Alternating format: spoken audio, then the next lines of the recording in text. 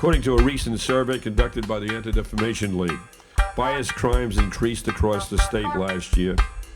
We've seen the ugly image of swastikas on yeshivas, synagogues, and churches.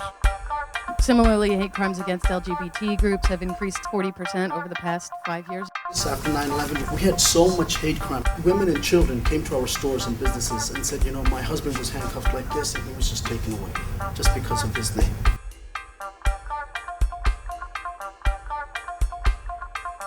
While hate crimes must be fully investigated and prosecuted, it is more important that we as a society take a stand against hate. Now, as community leaders, as advocates, and as people of goodwill, today we come together to strategize and to begin building relationships and networks that can both react to hate crimes, but also be proactive in preventing them. Good morning, everyone. Thank you so much for taking the time to be here today.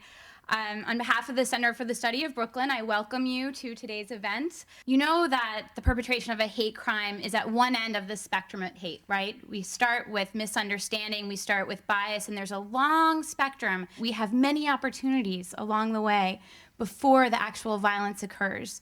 And I know that each of you is up to the task. I know that you are the right people to make change, to figure out the roadmap to get to where we want to be. If you do see someone here today from the We Are All Brooklyn Coalition, or from Brooklyn College, or from the Center for the Study of Brooklyn, I really want to ask you to thank them for the work that they do and the consistency of the work that they do. What's in this room is literally resources beyond anyone's imagination.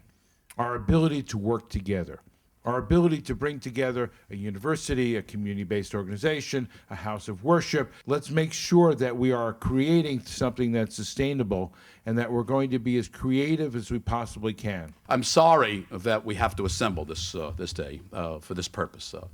You would think that in 2008 we can put this behind us. We're here collectively because if we don't speak with one voice, then those that would fester this type of behavior feel they can do so without being reprimanded. I think that Brooklyn is ahead of the curve, not in terms of those increase of experiences, incidents, but rather in terms of approaching and resolving these kind of conditions. We've got to do everything in our power to work together despite our background, despite our experience. And Brooklyn is the place to do it for better or for worse, to create a paradigm and a template so that the world can see how we fight against hate. So, what role does the Center for the Study of Brooklyn play in all of this? Well, our mandate is to elevate critical issues that impact Brooklynites. We do that through research, through data collection, but none of that research and data collection matters unless it's put to good use and unless we identify a need, which all of you will hopefully present today.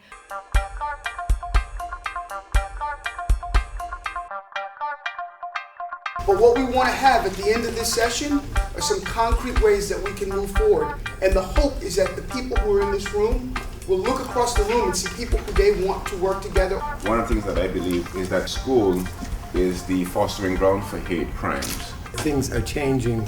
There are issues between the youth and the seniors. So there's kind of this development that starts with the microaggressions, and then as that's unchecked, then a person kind of grows in terms of their conduct. Especially after 9/11, where it's very clear, it's not secret that the Arab and Muslim community being targeted in a very, very big, major way. And the vast majority of the cases are not being reported because our community is afraid of the immigration status.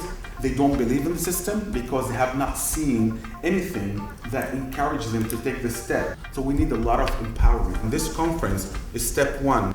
And the key to all of this basically is what we've been talking about, is being able to know who to pick up the phone to call. How we could work as a community to overcome the problems and the issues of the community. My background is really in union organizing.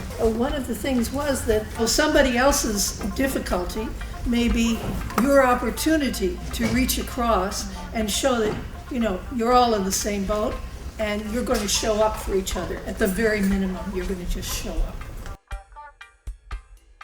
The issue raised was really creating some sort of group project to solve this, not just having one particular person or area involved in this, and it's called the jigsaw method, where eventually you will get to a resolution. So that's what our group came up with. And this idea of a resource guide was, kind of a best practices, as well as what organizations are trained to do this work, so that people who are dealing with these issues don't feel that they've got to recreate the wheel. I think we all came to learn that there's a lot of work that still needs to be done, and this kind of a group could actually work in the future to help solve some of these issues. As Marty Markowitz said before, we will win this thing.